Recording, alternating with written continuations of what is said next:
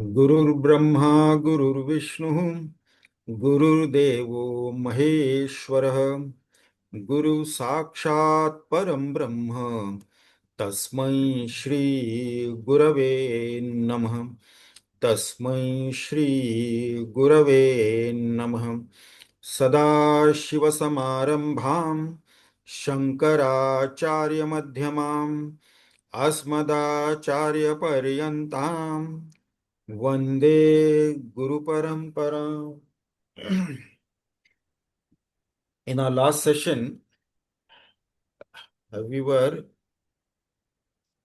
discussing questions on 27th verse of Upadesha Saara. Jnanavarjita jnanahina-chit jnanamasti kim jnatumantaram.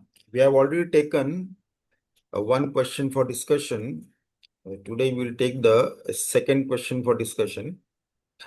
The second question on the same shloka is explain chit or consciousness with example. Pankaj bhai.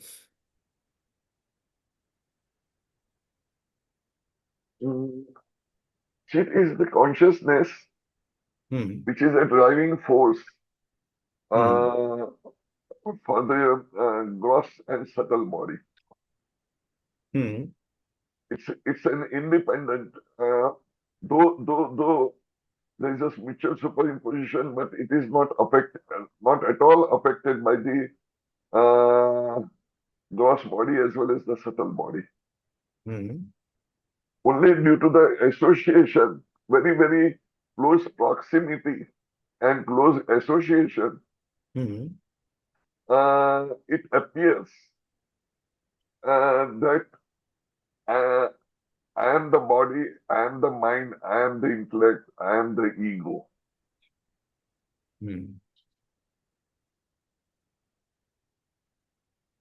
Anything else can be added to that?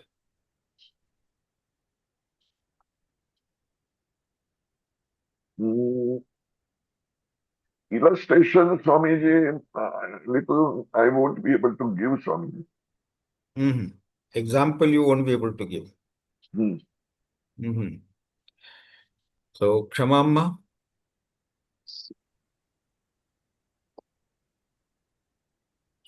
Example of Chit.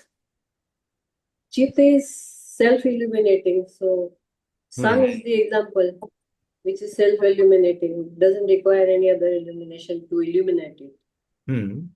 So, that is Chit. And anything else can be added to that? Illustration, Swamiji, what I can give is like the sun.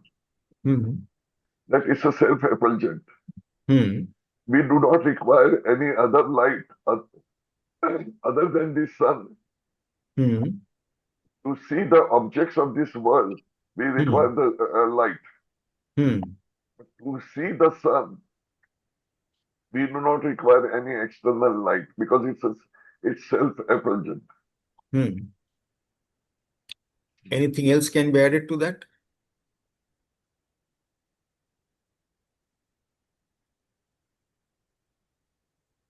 No, Swamiji, this is the maximum I can say. Okay. So now when the question is about the chit, consciousness. Now one thing we have to know very clearly that knower is always other than the known. Isn't it? So illumination is always other than that which is illumined. Sun illumines the universe, but sun is other than what it illumines. It illumines the entire universe, but it is other than that. Isn't it? So, therefore, this consciousness or chit is other than the knowledge or ignorance, jnana and ajnana, knowledge and ignorance of objects, emotions, thoughts, concepts and so on, thoughts of desire and other things. So being the illumination, it is not affected by that which illumines, that which it illumines. Like sun is not affected by the universe that it illumines. Similarly, this consciousness, which is a real self, it is not affected by that which illumines. it not only illumines the external world, but also our own body, sense organs, pranas, mind and its contents, called the emotions, sentiments, and feelings, and intellect and its contents, called the thoughts. It illumines all that, and it itself is not affected by that which illumines. So, that is the real understanding of this chit or consciousness. We have seen the example earlier also. Does electricity get affected if the gadget gets burnt off? Electrical gadget which it powers, it gets burnt off, or the bulb gets fused. The electrical gadgets get burnt off. Does electricity get affected? No. No. So it doesn't affect the electricity, the very object that it powers. Similarly, the very consciousness that enlivens the body, sense organs, mind, and intellect, it doesn't get affected by any of these because it is other than that. It is the illuminator. And therefore, it should not get affected by this, that which is illumined.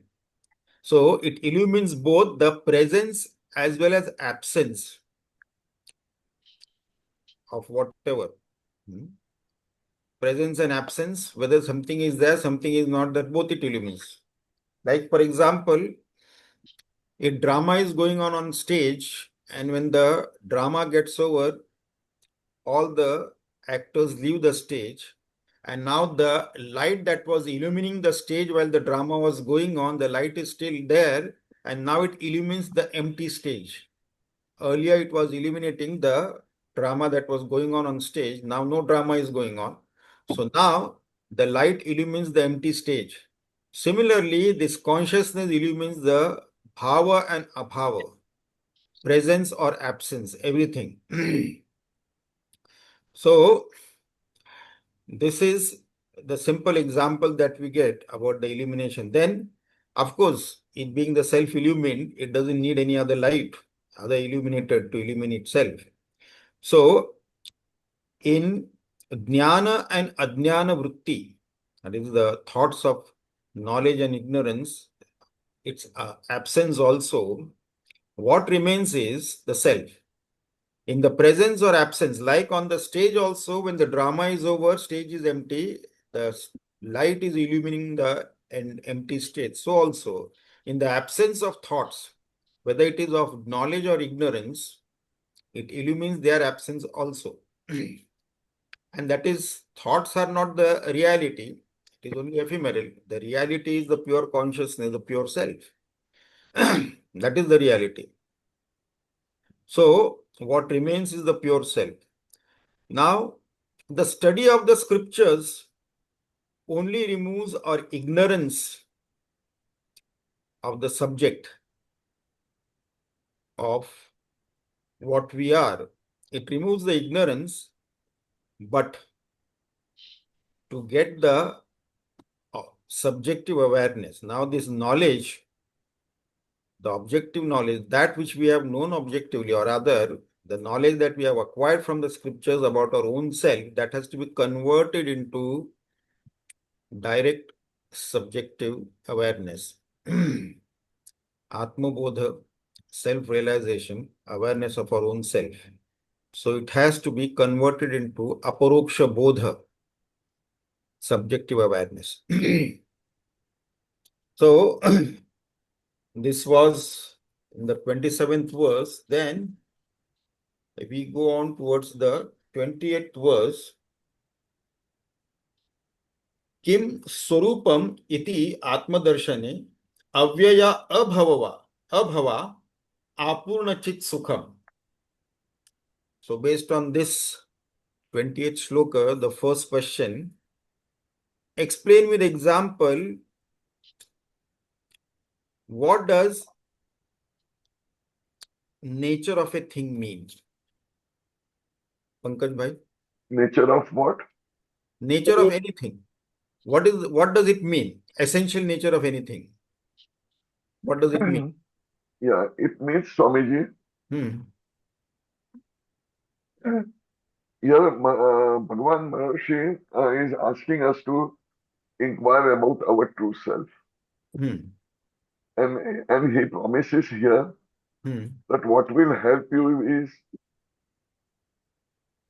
Sukha Prapti and Dukha,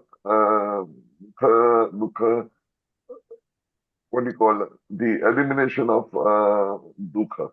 No, the question is, Hmm. what does the nature of a thing mean? Essential nature of anything. What does it mean? It's a property of that person, property of that particular thing. If Hmm. it is not there, Hmm. the property is not there, that thing cannot be called the name. For example, Hmm. sugar. If Hmm. the sugar is not sweet, then it is not sugar. So, If the fire does not have a heat, it hmm. cannot be called fire. It's a essential quality of a particular thing. So the essential quality or the essential nature, in the absence of that essential nature, it will cease to exist as that. Hmm.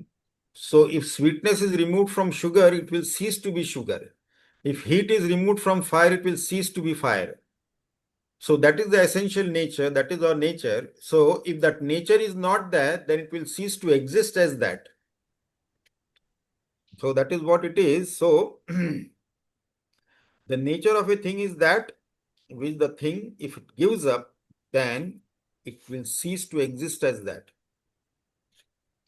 So this should be very clear. So in the absence of that, that thing no more exists.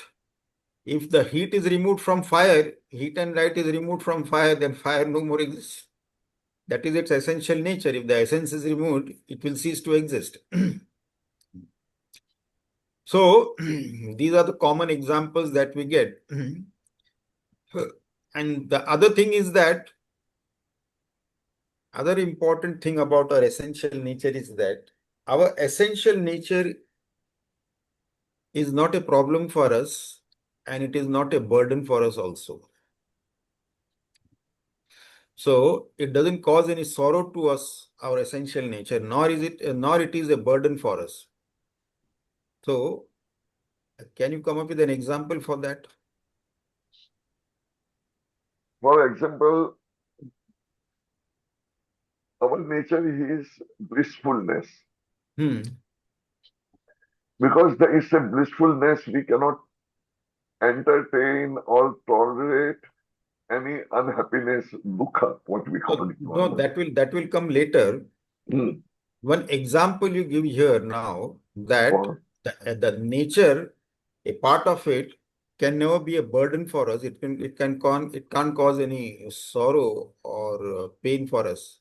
It is not a danger for us. hmm. Swamiji, can I say? Yes, go ahead. The example is of a snake. The poison is not a burden for a snake Hmm. because it doesn't harm it. Hmm. Similarly, our head is also not a burden for us. Yes. So this our essential nature is never a burden for us. And this snake and its poison is venomous snake is very good example. The venom can kill. If it bites someone and injects the poison into that person will die. But that snake, that poison is within, very much within the snake, but it doesn't harm the snake. And it is not a burden for the snake. And it doesn't harm the snake. It is part of it. Similarly, our head is on our shoulders, our head is a part of us, our head is not a burden for us. It is a part of us. So therefore, this is a very good example. A nature cannot be a burden for us.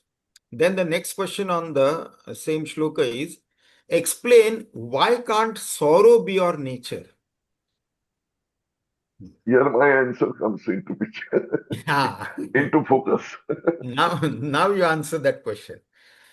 Because our nature is blissfulness, Yes. what we call Sachit Ananda Swarup Hmm. is the consciousness. Hmm. So the bliss part of it is my nature. Hmm. That is my essential quality. Hmm. And therefore, No, now the uh, question is why sorrow can't be our nature? Yeah, yeah. So, in our actual experience, Hmm. whenever there is any unhappiness, dukkha, Hmm. if we try to find out the solution to remove this unhappiness or dukkha or unpleasant things. Hmm. But if the happiness comes, something which gives us happiness and Hmm. sukha, Hmm.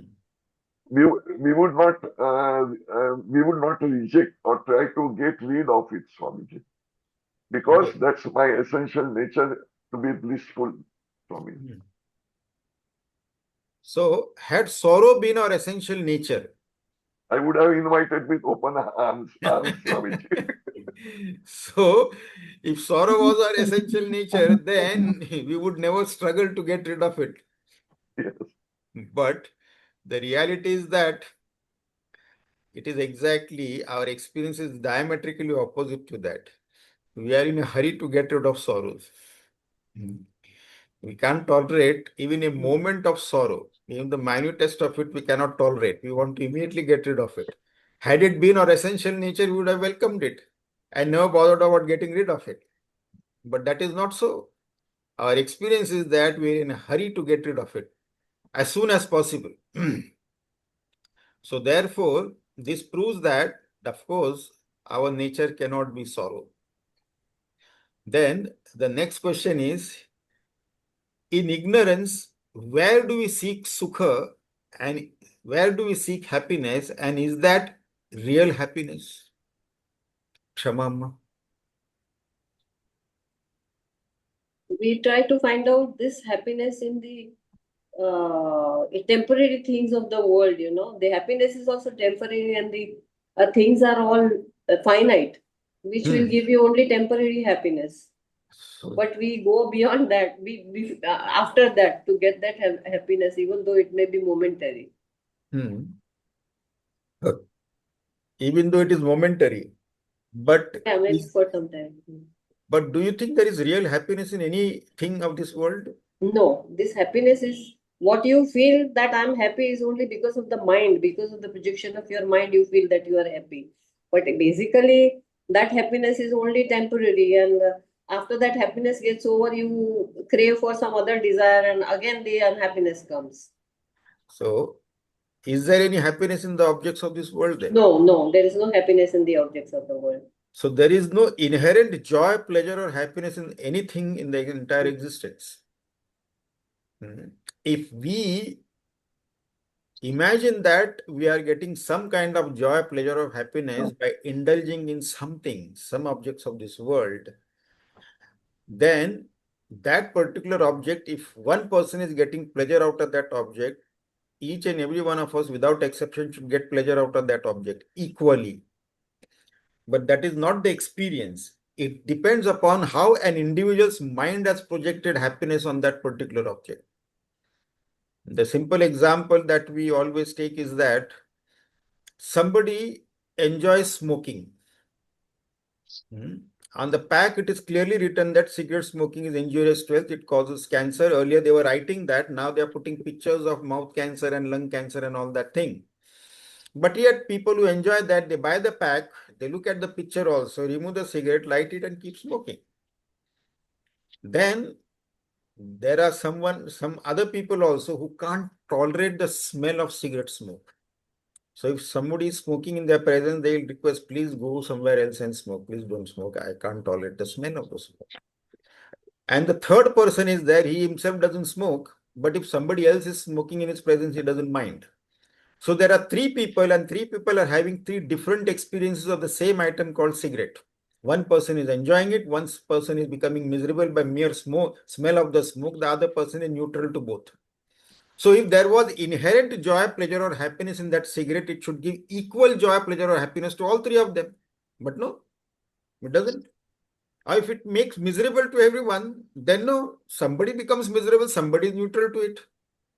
So inherently, there is neither joy, pleasure, or happiness in any of the objects of this world. It is only your imagination. The smoker has imagined that I derive some kind of pleasure from that.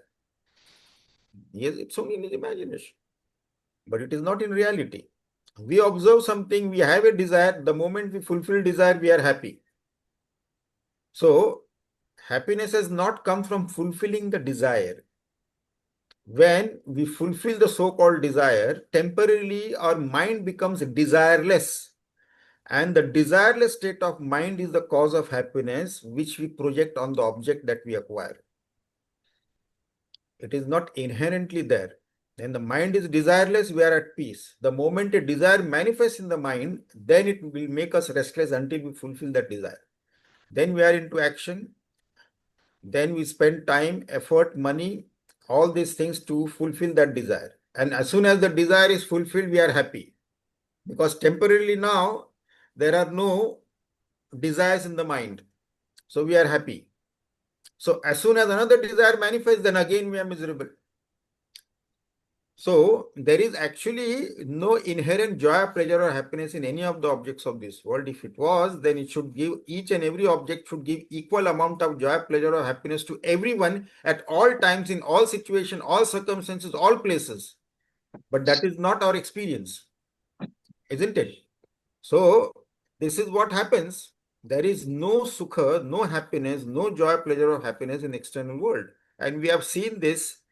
We have, of course, repeated this example so many times. Each and every example, one example we take and then we say that, okay, can this object give me happiness? If you keep indulging continuously on that, a smoker also, can he continuously smoke? As soon as one cigarette is over, another cigarette he has to light. And as soon as that is over, the third one, the fourth one, the fifth one, no. After some time, continue non-stop smoking, after 5 or 10 cigarettes or 20, he'll get fed up of it. He can't do that. Somebody, forget about the cigarette. Somebody has got some favorite food, say ice cream. So ice cream he is enjoying. So one ice cream, two and three and four. How many ice creams can he have? If he keeps on having that 10 ice creams and then it is all full and then he'll just simply throw up. And then there is a sour taste in the mouth and then he says that I'll never have ice cream in my life again. So you can't do that. No object can give us happiness. No object can give us happiness continuously also. So somebody enjoys some object. If we ask them, okay, that object will be provided to you in abundance. The condition is that you have to keep indulging in that 24 hours, non-stop, every moment, and you should not take a rest or break in between. And first thing is that you should never sleep. You can take a washroom break or restroom break or whatever, but you can't sleep. Then after indulging for a few hours, he'll request, let me just have a half an hour nap, 1 hour nap at least. We want to go again and again to that sleep, even though the best, the object that we enjoy the most, if that is available to us in abundance, still we'll give it up and go to sleep. We can't keep on doing that. After some time, we'll develop some kind of what you call aversion for that. So this is what it is, because there is no inherent joy, pleasure, or happiness. It is only your imagination that this is giving me some joy, that is giving me some pleasure, and all that thing. That is only imagination. And then for lives together with this imagination, for millions of lives we have lived running after this and wasted our time unnecessarily. And by the time we realize it, millions of lives have passed. Oh, unnecessarily I was running after this ephemeral joy, pleasure, or happiness and lived for so many lives when there is nothing there in reality. It is only within us. The source of infinite bliss comes from us. If we feel that we are enjoying some object, it is only a reflection of that infinite bliss within us, reflected on that, projected on that. And then we feel that it is coming from there. Like the classic example that comes is, a dog is chewing on a bone and the sharp edges of the bone make injuries in his mouth. And then from there he starts bleeding. And this dog is sucking at that. He feels that the juice is coming from the bone. He doesn't know that it is his own blood. So that is the classic example that is always given. So this joy which we derive, appear to derive from the external object, that is also, that is from within, that is reflected there, projected there, and we feel that it is coming from there. No, it is from within. So this is what it is. This should be very clear. So there is absolutely no joy, pleasure, or happiness anywhere in the external world. So, not only in this world, in the finite objects of this world, but it is not there in any of the permanent infinite happiness in any of the other so-called worlds also. Some people say that, okay, this world there is no permanent joy, pleasure, or happiness, but we can go to heaven and enjoy there. Swarga, so-called Swarga. But the so-called Swarga or heaven is also temporary. Unlike in other religions, where once you die, you either end up in hell or heaven permanently there. That is not so. It is not possible like that. So even the concept of Swarga Narka may be there in our scriptures, but that is also temporary. Shine punya martya lokem nirvartante. When all our punyas or our merits get exhausted, we are back here, even if you temporarily go there. So there also, it is also temporary. So anything temporary that is finite, that is of course, that is also of no use. So looking for posthumous, okay, now I'm so miserable, I'll go to heaven and enjoy that. And then you're back to square one. When the visa is over, money is over, and you're back home. Time is over. So we go on a tour to some foreign country, we get the visa, and then the visa is over, our money is also over, then we are back. So we have got the visa, and then we have gone to heaven with our punya karma, our merits, and then as soon as that is over, we are back here. So instead of going here and there, the sankalpa should be straight. This is the last, no more taking any form in any world, whatsoever it may be. So no need of taking all that nonsense. Finish it off here itself. Enough is enough. So there is no infinite sukha anywhere in the Ananta Koti Brahmanda. This should be very clear now. Now, explain what is a real nature. Pankaj bhai. What is the real nature meaning? Sorry. What is a real nature? Of course, we are discussing Shlok 28, isn't it? Yeah. So, as per Shlok 28, what is a real nature? Our real nature is blissfulness, Sat, Chit, and Anand. The Sat meaning it exists in all three periods of time. That is my true nature. Nature. Hmm. It is Chit means consciousness, Hmm. awareness. Hmm. That is also my nature. Hmm. And the last one is this blissfulness. The Hmm. happy. I am always happy. Means my true self is always happy. Hmm. This is my true nature, Swami. Hmm. So, anything else can be added? Shama Yeah. Amma? Swamiji, Yogi Bhai. yeah, Swamiji, Yes. primarily, true nature is that which we cannot give up. Hmm. Never. It is permanent, eternal. Hmm. For example, something which is our true nature, that is Satchit Anand, what Pankaj Bhai just explained, it is always there with us. It is always our part. It cannot be away from us. Hmm. Uh, a simple example to take in the objective world of this Hmm. is like I mean it cannot be a burden on us. Main thing is it cannot be a burden on us. So the simple example Hmm. is just like the venom in a snake cannot be a burden on the snake itself. Hmm. So and on that basis, since this is our true nature, it cannot burden us, and that is the actual quality of the true nature. Anything else can be added to that? Another thing is, for example, if the true nature, if it doesn't, if it burdens us, example, suppose if we assume it burdens us, then that nature ceases to exist. For example, I mean, just for the sake, if you take the heat of fire, if there Hmm. was no heat in fire, then fire would cease to exist. But Hmm. we exist. Our Hmm. true nature always exists, so Hmm. it cannot be a burden on us. Hmm. But here now, anything else can be said about our nature? No, Swami, this is limited knowledge. Well, can Shama add something? We sukha or is nitya prapta. We should have that notion that this mukti or sukha is always there for me. But because of our ignorance, we don't experience that or feel it that we are always happy or that sukha or we are Sachidananda Swarupa. So we have to ponder over this thought that this sukha or this liberation is nitya prapta to me and I should be happy always.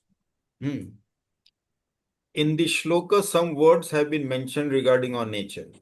So our real nature is avyaya, avikari, avinashi. Avyaya means undecaying, not subject to destruction, imperishable.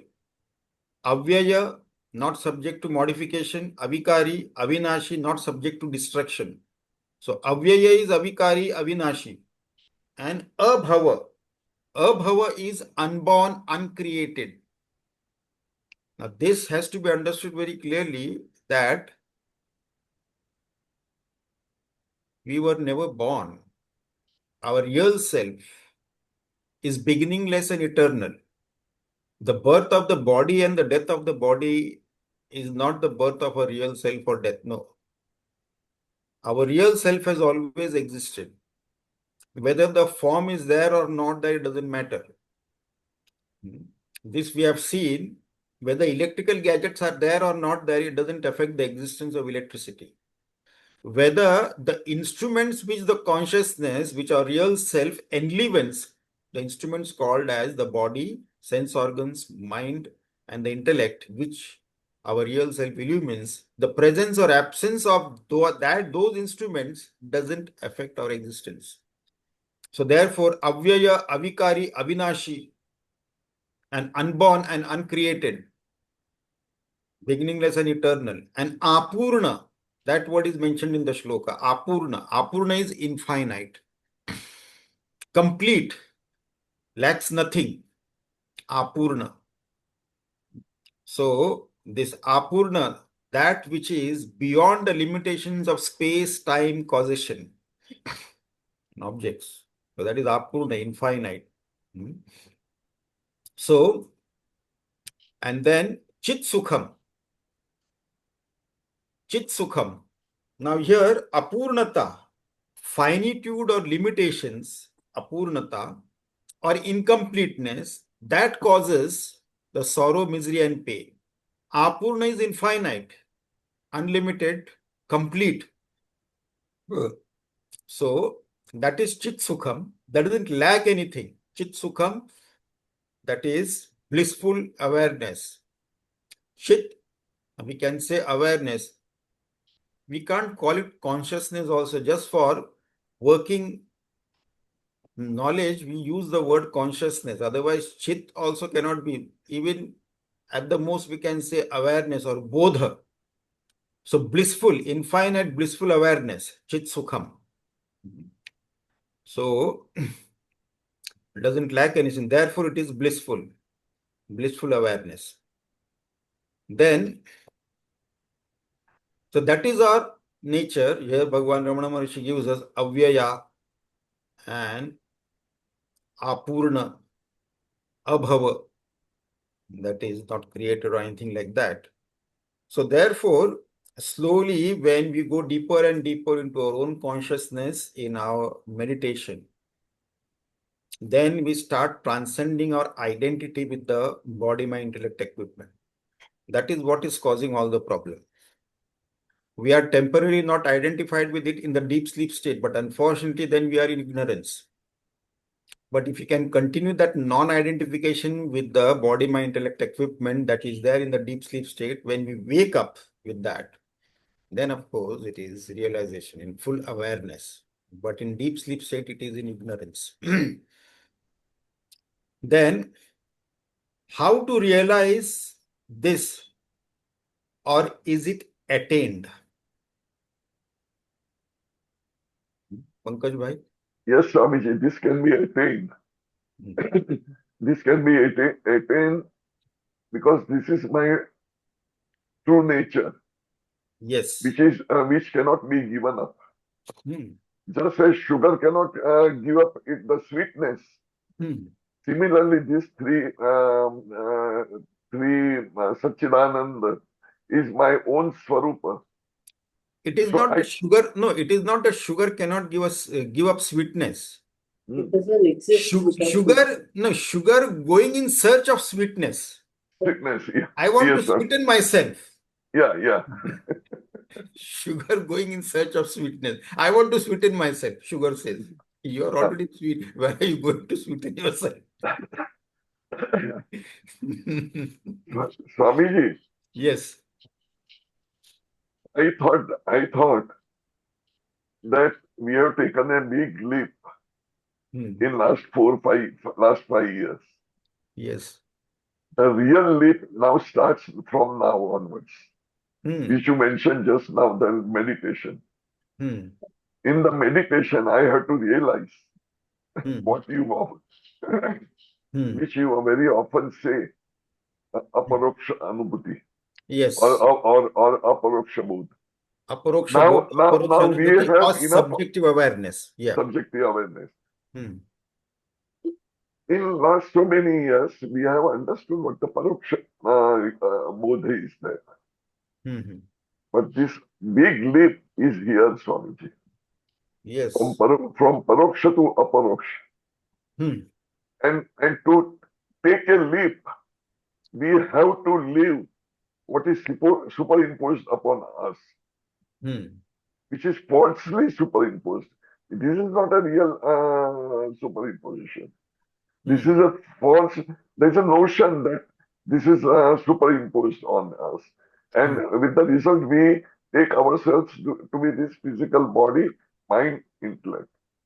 But only and only and only in our meditation. When we are all alone, sitting in solitude, and not thinking, but contemplating on whatever that we have learned from you, from these books, and that we have to understand. Then only this takeoff can take place. We have on runway, we have run enough. Only now what is needed is a takeoff from here. And for that, Swamiji, this Upadesha Saara, right from the first shlok, Karma Kim Jadam, to the end of this thing, if we contemplate upon what we learned, definitely we can take this takeoff. And as you said just now, is in the meditation, we can really know our true nature, Swamiji. Yes, in Bhagavad Gita chapter 6, Dhyana Yoga, there is a shlok in which Lord Krishna says, Yogi yunjita satatam atmanam रहसि स्थितः एकाकी यत चित्तात्मा निराशी and then apurnasa. No, निराशी अपरिग्रह.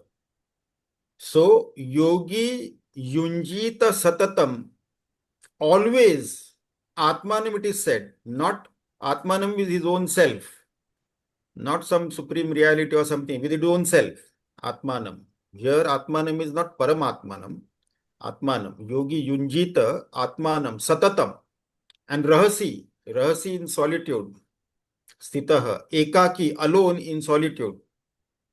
And then Yatachittatma, having fully controlled the mind, the pranas, the sense organs, the organs of action, and everything fully controlled. Yatachittatma. Nirashihi, having no expectation whatsoever from anything, no desire, no expectation whatsoever. And aparigraha, the attitude of collecting things, that is also not there. So, and then how we have to do it? Satatam, non-stop, continuously. Yunjita satatam. But this comes in the Dhyana Yoga, that is the 6th chapter of Bhagavad Gita, Atma Sanyam Yoga. So here, how to realize this, or is it already realized? It is ever present. And we can realize it through self-inquiry and contemplation of our own real self. We don't have to go anywhere else. It is ever present. It is realized. And if one person born on planet Earth has realized the self, without exception, each and every one of us can realize it. And there are many who have realized the self born on this planet, and all of us without exception can realize. There is no two ways about it. So never think that now I become too old, it is too late for me to take to spirituality. Maybe I should leave it for my next birth. No. Anyone can realize the self. A 5-year-old kid can also realize. A 20-year-old youth also. A 50-year-old middle age. Or an old man, 80, 90 years old man. Or somebody on his deathbed also can realize. Just one fraction of a moment is required. And one realization. Immediately everything is over. All the Sanchit and Agami karmas are all over. Instantly. So therefore, we should never have that doubt whether I will be able to do it or not. Now I've crossed so much age, and what will I do now? It is too late for me. So what will you do the rest of your life? Continue what you were doing earlier? No, no. So this we can do it. All of us without exception can do it. We are all that. Even this in ignorance also, we are Nitya Shuddha Buddha Mukta Parabrahma Paramatma Swarup alone and nothing less than that. We have to have this clear in our minds. Then in the next shloka, Shlok 29, Bandha Mukti Atitam Param Sukham Vindati Iha Jivaha Tu Daivikaha. So based on this shloka, 29 shloka, so the first question is, explain what is bandha and moksha, bondage and liberation, with example.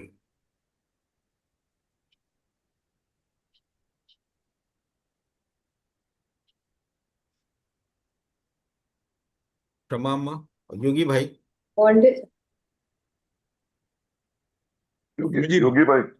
Swamiji, bondage is actually a result of ignorance. Not knowing the true self and getting associated with the objective world as well as your own gross body, that creates the bondage. Knowing the self and realizing it, if, for example, I wouldn't say knowing, realizing the self itself would liberate, itself would know that you are ever liberated and never bound by the circumstances of sorrow, grief, and pain and body and everything. The example of this is a simple example is electricity drives a lot of appliances, but if the appliances gets damaged, the electricity doesn't cease to exist, it continues, it never gets affected, it's never bound by the damage of the appliance. So this is what I've understood. Anything else can be added to that? Swamiji, can I say something? Yes, go ahead.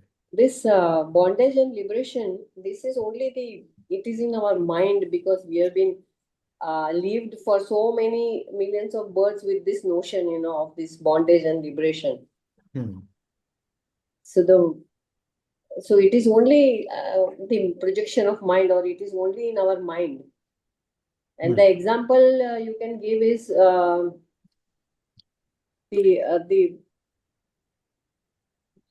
what we see, the post and the ghost. We see the post as a ghost, although it is not a ghost, but we see it as a ghost. And the post is ever liberated from ghost.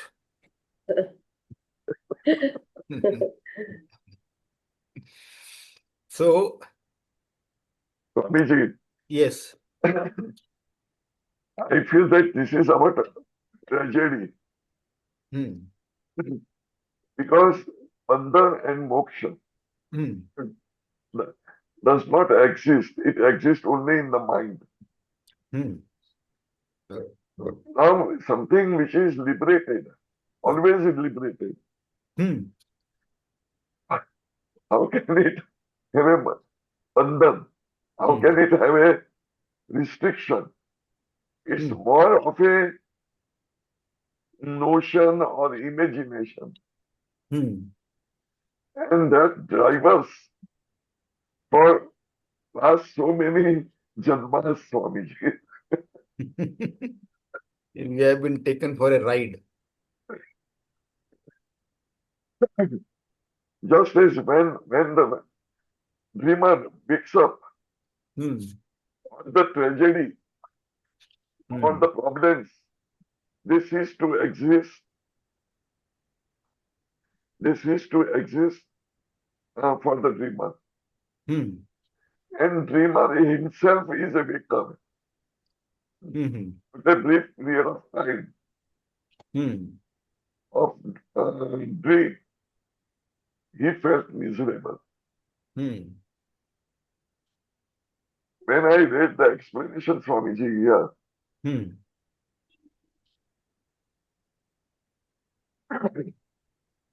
I think God enjoys making us or looking like a stupid person. Like a dog, dog chases the his tail round and round, round and round it moving. Hmm. And same thing happening to us, Swamiji. Yeah, the repeated cycle of birth and death, Yes. going round and round in that. So, this Jiva Bhava, or this so-called this finitude itself, limitation itself is bondage.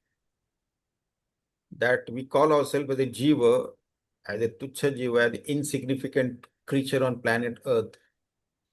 That itself is bondage. This finitude itself is bondage. I am limited by time, space, object, causation.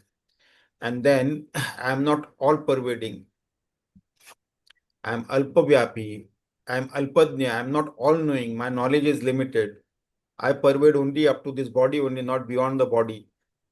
I am alpa shaktiman. I am not all powerful. My powers are limited, and so on. This notion of finitude itself is bondage, and it can be removed. And this removal of this wrong notion itself is liberation. And this removal of wrong notion, now this wrong notion was born out of ignorance only. This is product of ignorance and nothing else. The wrong notion is in our mind because of ignorance. We do not know the reality. And we have seen examples of the ghost on the post, or the snake on the rope, or the circus elephant. When elephants that are supposed to be trained for circus work, so when they are small, they are tied to a rope, and that time their strength is very less. And then they are tied to that rope, and then they try to pull their leg out of that rope, they can't.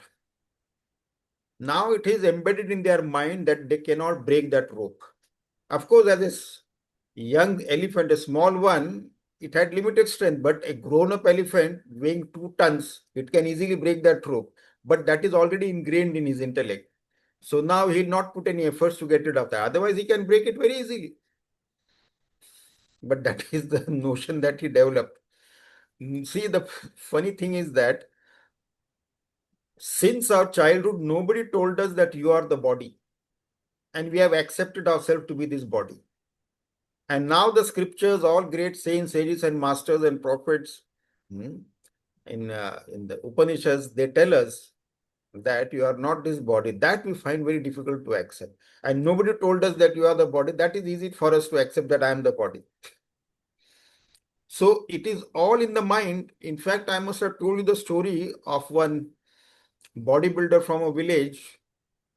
who went to another village for to attend some wedding, and there were three villages, and the route going through three villages used to meet at one place, and then from there it went to three villages.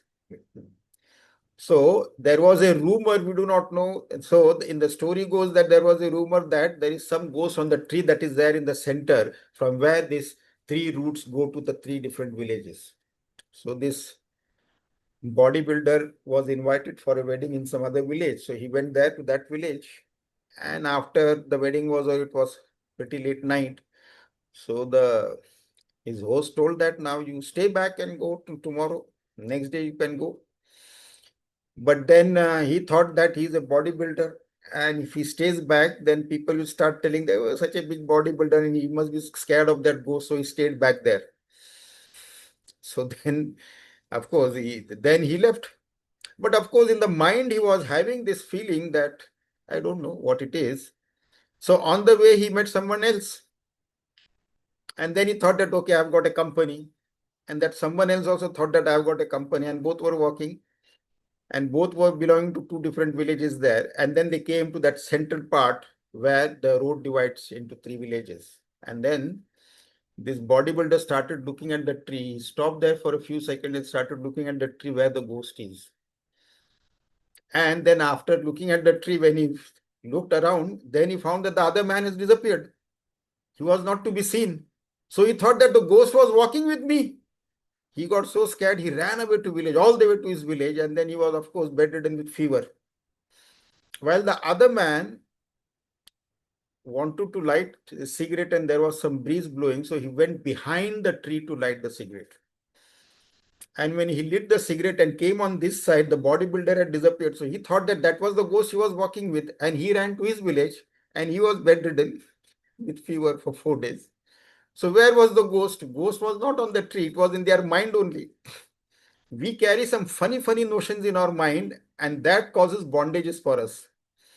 For lives together, some kind of fear and phobia and funny notions we have been carrying in our mind. And that is how we get fooled and we suffer in life. We have to get rid of all that nonsense. Then the next question on the same shloka is moksha a posthumous gain? Give reasons for the answer. Pankaj Bhai.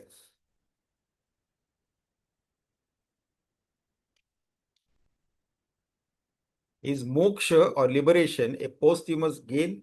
No, Swamiji. Give reasons. Since the notion of moksha is centered around the subtle body, a dead person cannot does not have the subtle body, Swamiji.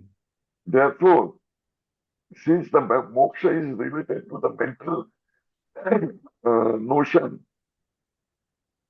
the mind must get, or the subtle body must get the knowledge of its real self, Swamiji. Therefore, we have to gain the moksha or self-realization while living in this body only, Swamiji.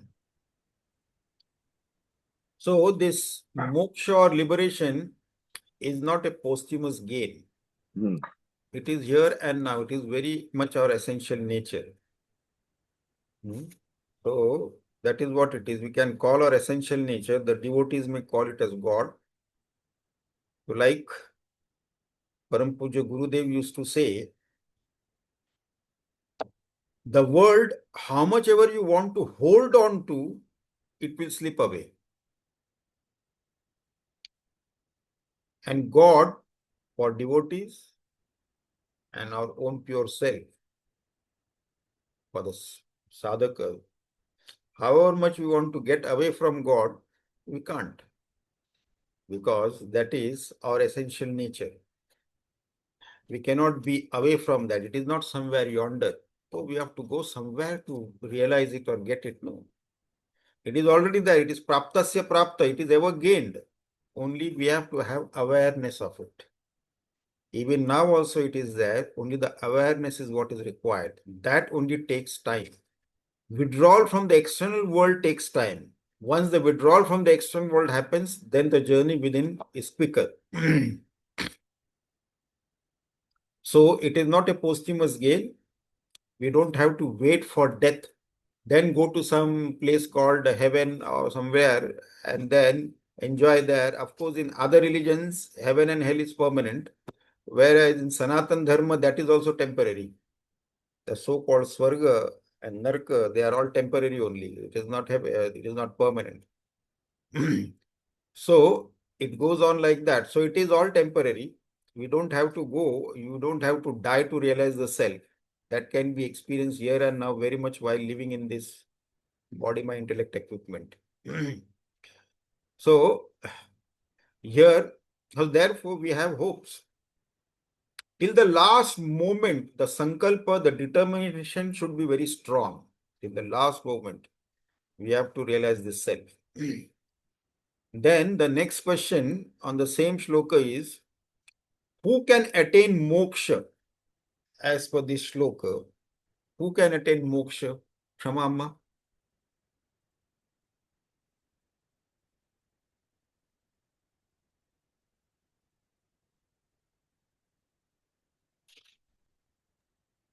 Shama is not there, it seems. Can I answer, Swami? Okay, go ahead. Yogi Bhai, you want to answer? No, Yogi please Bhai. go ahead, Pankaj bhai, if you wish to. No, you can go ahead because I have taken a lot of parts of it. Yes. Today is your privilege. Okay, Yogi Bhai. Swamiji, a person who's endowed with the fourfold qualifications, primarily a person who is enlightened on a certain path of the fourfold knowledge, uh, having the power of he should have the power of discrimination between the real and the unreal. He should have the feeling of vairagya from the outer world. And he should be in the sixfold, totally imbibed into the sixfold path, and have a severe and intense desire for liberation. So till that four qualities doesn't exist in a human or a person who's come to that level, only then slowly, one has to qualify to that level to get to the level of moksha. So this is what here it is means. So who can attain this moksha? The one who has got, according to the shloka, the Daivik Jiva. Daivik Jiva means who is Sadhan Chatushtai Sampanna, who has got this fourfold qualification. And the fourfold qualification makes you the Adhikari. See, in the worldly life also, if we want to achieve anything in this worldly life, certain qualifications are required to acquire or to achieve or attain something, isn't it? So to become a doctor, then we have to go through, we have to take science and then appear for NEET, the entrance exam, and then pass that with good percentage and come in the merit list and get into medical college and so on. Some qualifications to become a chartered accountant, to become an engineer, some qualifications required. So minimum qualifications are there from where you can enter that institute and then study and qualify for that. So some qualifications required in the external world to achieve something, to attain something. Similarly, in the spiritual world, to seek, to realize the self, the Sadhan Chatushtai Sampanna Adhikari, the fourfold qualification is required. And in that Sadhan Chatushtai, of course, Viveka, Vairagya. Viveka is discrimination between real and unreal, the eternal and ephemeral, existence and non-existence. So that discriminative intellect has to be there to know that. And if a thorough dispassion from the external world, I have got no desire for anything from this external world. That dispassion has to be there. Then only the mind will be able to withdraw from that. Then Shat Sampatti, the sixfold qualities, those are called as Shama, Dama, Uparama, Titiksha, Shraddha, Samadhana. So Shama is the control of the sense organs. Dama is the control. Shama is the control of the mind. Mind. Dama is the control of the sense organs and organs of action. Then Uparama is the withdrawal of the mind from the external world. Titiksha is the forbearance, the ability to bear that which is negative, sorrow, miseries, or pain, and things like that. Titiksha, the fluctuating weather thing, so many things are there. So ability to bear that, Titiksha. Then Shraddha. Shraddha, of course, not just faith. Shraddha means faith plus element of surrender. So where we have to have faith in four things. One is the existence of the absolute truth, which is not apart from, away from, other than our own real self, existence of that absolute truth. Then the scriptures that speak about that, we have to have Shraddha in that also. And then third is the Shraddha in the Guru. Our Sadguru, we have to have Shraddha in that. And the fourth and the most important one, we have to have Shraddha in our own self. Otherwise, we will say that I accept the existence of absolute truth. I have got full Shraddha in the scriptures. I have got full Shraddha in the Sadguru, but I don't think I have Shraddha in myself. I don't think I'll be able to realize it. That doesn't work. We have to have full faith in ourselves, our Shraddha, in our own self, that we can achieve it. So, Shraddha, and the last one is Samadhana in the Shat Sampatti, the sixfold qualities that we need. Samadhana means equanimity. Equanimity means not getting carried away. When the joy comes, there is laughter, and when sorrows come, then there is weeping and crying and all that thing. So not getting, being equanimous. So that is Samadhana. So this is the six qualities. And the fourth qualification. So Viveka, Vairagya, Shat Sampatti, that is discrimination, then dispassion, then the sixfold qualification, sixfold qualities, and the last but not the least, Mumukshutvam, a burning desire for liberation. I don't want anything. I just want self-realization. I just want liberation from all bondages, all limitations, everything. A burning desire for that. If someone doesn't have the first three and has this burning desire to liberate oneself, that itself is enough. Because of that burning desire, the other three will also come. But I don't want anything except liberation. That's it. I want to realize the self and get out of those limitations of the space, time, causation, and all that thing. So, such a Daivik Jiva with this qualification will be able to realize the self. So, how is Sukha defined? Pankaj Bhai can say. Yes, Swamiji. How is Sukha defined? Sukha defined. I did not understand, Swamiji, what the question. Sukha. Literally, yes, but not. Yeah, Sukha. So, can you split this into Su and Kha? Su means something pleasant. Hmm. Her, I don't know. Kha, you don't know. Anyone else? Shama Amma? Swamiji, I also don't know. Yogi Bhai? Is Kha destruction, Swamiji? Su and Kha, no. So, Happiness. No, Swamiji. Kha comes from Kham. Kham means Akasha, space, sky, space. Okay. Su is Sushtu. Good. And Kha is Akasha, space, Sushtu. That is, it is actually Nirmal Ananda, a pure bliss. So pure self is infinite bliss. Every moment, an important thing is that independent of external factors. See, everybody is seeking happiness, whether somebody is on the spiritual path or not. In fact, everybody, each and every one of us, without exception, we are seeking happiness. But those who are on the spiritual path, they are seeking that infinite happiness. Those who are not on the spiritual path, they are also seeking infinite happiness, but unknowingly they are seeking infinite happiness in the finite objects. And then they get some kind of pleasure for a limited time, and then they are again back to square one. So this is seeking infinite happiness, and that infinite happiness, because ephemeral joy, pleasure, or happiness is dependent on external factors. Infinite happiness is independent of all external factors because it is our own essential nature.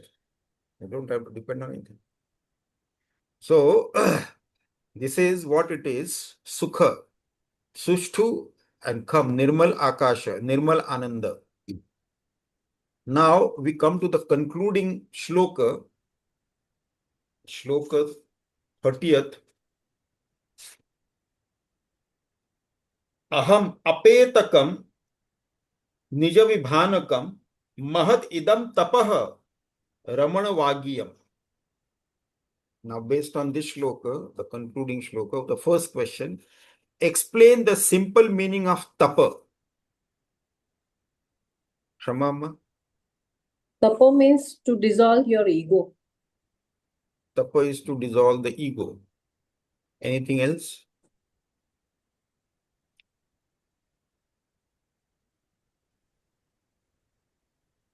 Tapa is penance, Swamiji. Sadhana. Tapa is sadhana. Penance or sadhana. Tapa. Penance or sadhana, austerities. Oh, yeah. Anything else? Could it also mean samapta? Tapa, samapta. No. Samapta means, I don't know, No. the end of ego, that is basically. That is samyak apta. Okay, okay. This tapa. Anything else can be added to this tapa? The simple meaning of tapa? To dissolve your ego with self-knowledge. Tapa penance also. Tapa, penance or austerities. Yeah. Swamiji, is it heat? Heat? Heat also, yes. Yes, heat. Simple meaning is heat. Tapa means simple meaning is heat. Heat. Tapaman, the word tapaman from Yeah. tapa. From there tapa has come. Tapaman is temperature. Tapa is heat. So that is one of the simple meaning you can come up with. Tapa also means to rise and pata Right. means to fall. So tapa is to rise and pata is to fall. And tapa also means heat. And heat is used for purification, isn't it? Yeah. It is used to remove impurities. And we have seen if gold has got any impurities, then it is heated and all the impurities are removed from that. So similarly, this tapa in the spiritual practice also, it is also a kind of heat which roasts the seeds of vasana, the impressions that we have brought from our past lives. So it kind of roasts the seeds of vasana which is embedded in our subconscious mind so that it doesn't sprout as desire. Because when a desire comes, it will not keep us quiet. Then it will put us into karma, in action. So we have to put efforts, time and money to fulfill our desire. So this tapa will roast the vasana which is in the seed form in the subconscious mind, the impressions from which the desire arises. So inherent vasanas that we have brought from our past lives. So that is also that. So it won't germinate as the desire. Then the next question is explain mahat tapa. So one was the tapa, now it is mahat tapa. What is the great tapa? Pankaj bhai? Mahat tapa. Yeah, Swamiji. Tapa, everybody can do it. But the self-inquiry, which Bhagavan Ramana Maharshi is prescribing, is little difficult. Not difficult, but very, very difficult. It is not little difficult. Yeah, but it is very, very difficult, Swamiji. Yes. It is something like There are tricycle, bicycle, and this is a what you call monocycle. You are which has got no support, Swamiji. Yeah. When it is a single wheel Huh, monocycle instead of tricycle or bicycle, then it becomes difficult. The huh. difficulty increases. Then this is a more of a mental thinking, intellect thinking, Hmm. which is very, very subtle, Swamiji, very, very subtle. Hmm. Anyway, with the help of the intellect, Hmm. we have to transcend the intellect Yes. so that this mind goes back to its source. Hmm. Intellect, man, buddhi, chit, ahankar, they can go back to the source, Hmm. which is self. And this is not very easy, Swamiji. Of course, it is This not requires easy. this requires lot of tapa, and intense tapa. Yes. And It is. and It is and not as you easy. and as you said, Hmm. this requires lot of self-confidence. Hmm.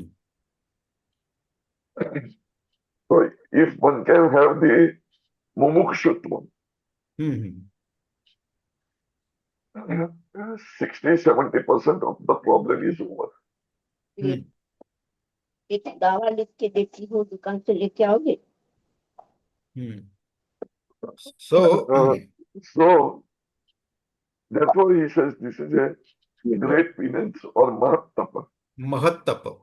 Hmm. Mahat Tapa. We have heard about Tapasya in the Puranas and the Itihasas, where people have done Tapasya for years together, but generally it was considered as a torturing or depriving the body. That was what was real Tapa. But it is not so. You see, mental work requires more concentration and it is more difficult. More concentration, more difficult also, and is therefore subtle and superior. That has to be superior to physical action or tapa at the level of the body. Thinking of the worldly objects is easier than thinking of any concepts, isn't it? And therefore, superior, the goal to be attained, superior has to be the tapa. The greater has to be the tapa. Contemplation on the source of thoughts needs the highest concentration, highest tapa. That is the highest tapa. So, contemplating on the source of thoughts,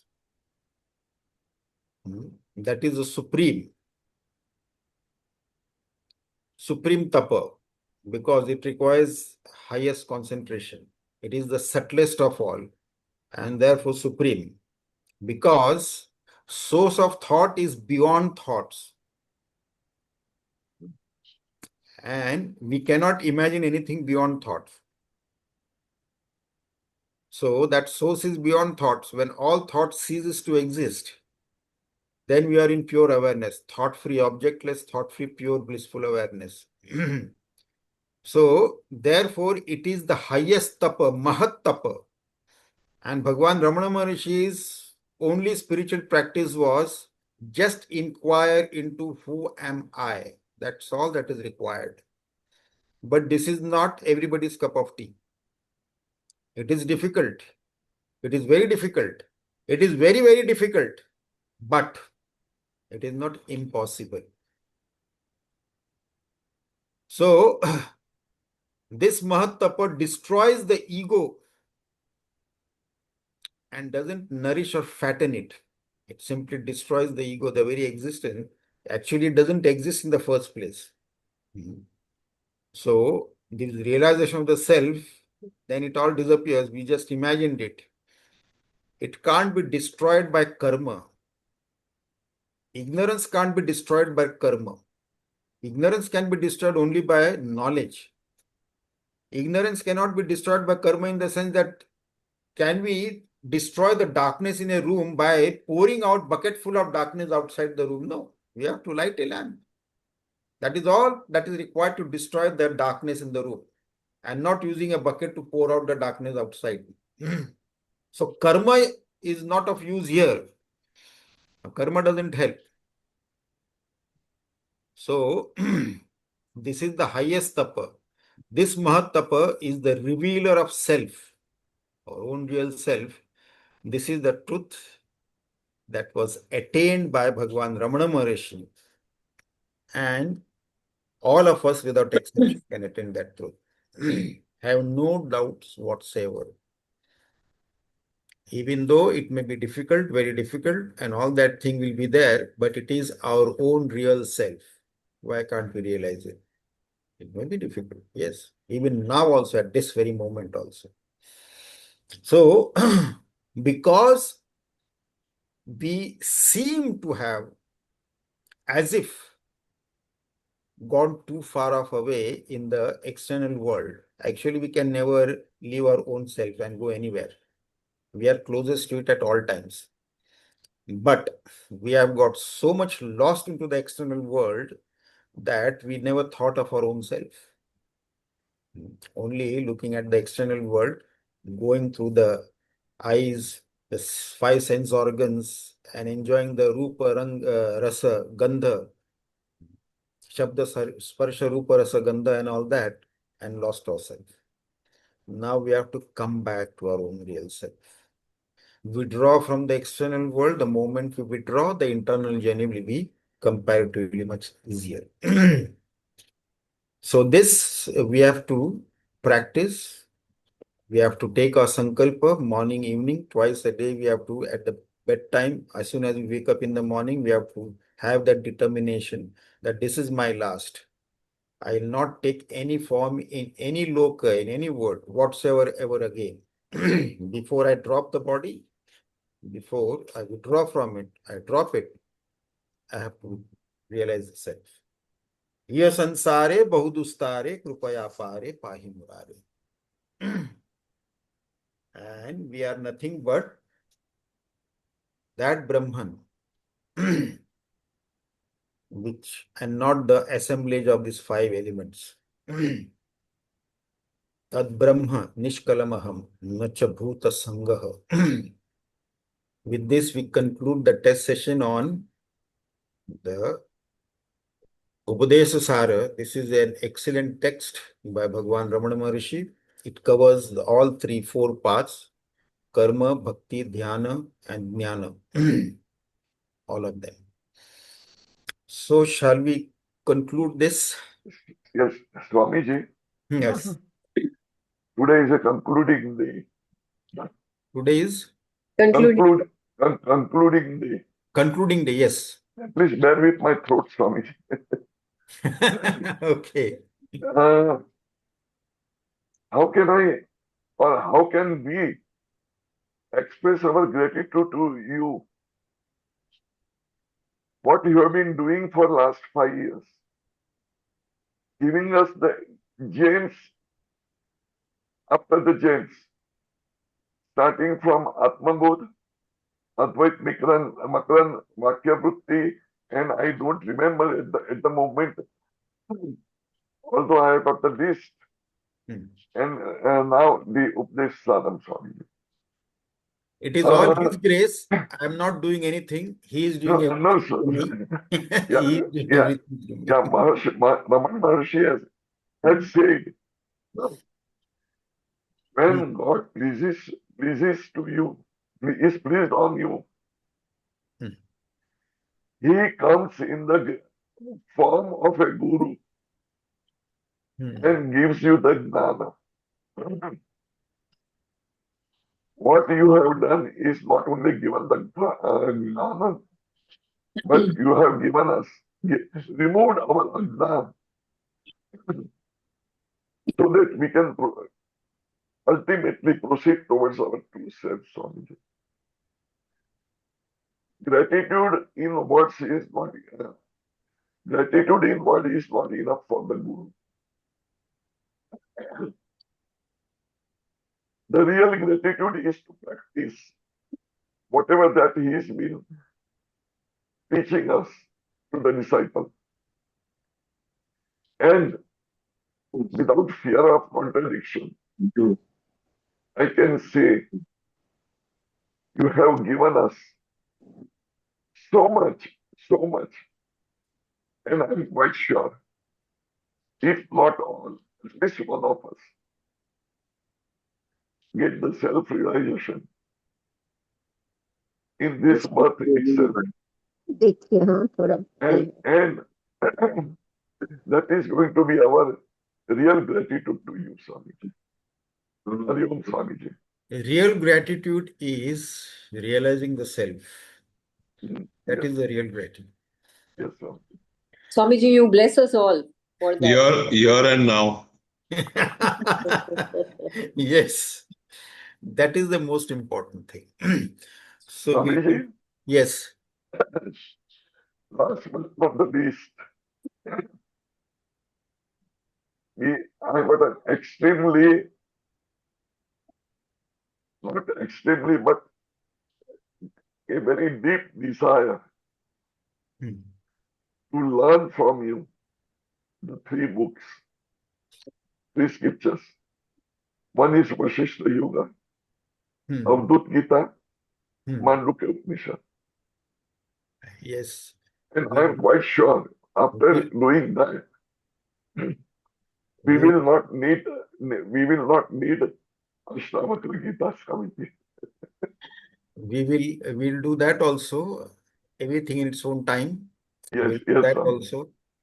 We have got Aparoksha Anubhuti also. Yes, That text is also there. yes, Mandukya Upanishad, Aparoksha Anubhuti. Then we have got not only Avdhuta Gita, but also Ashtavakra Gita is also there. yeah. They are also great text. Dakshinamurti Stotram also, Swamiji. Yeah, Dakshinamurti Stotram is also there. So we are just what you call preparing ourselves for those texts also. Yes, Swamiji. Thank you very much, Swamiji, from Thank all of you. us. Sairam, Swamiji, I want to ask you something.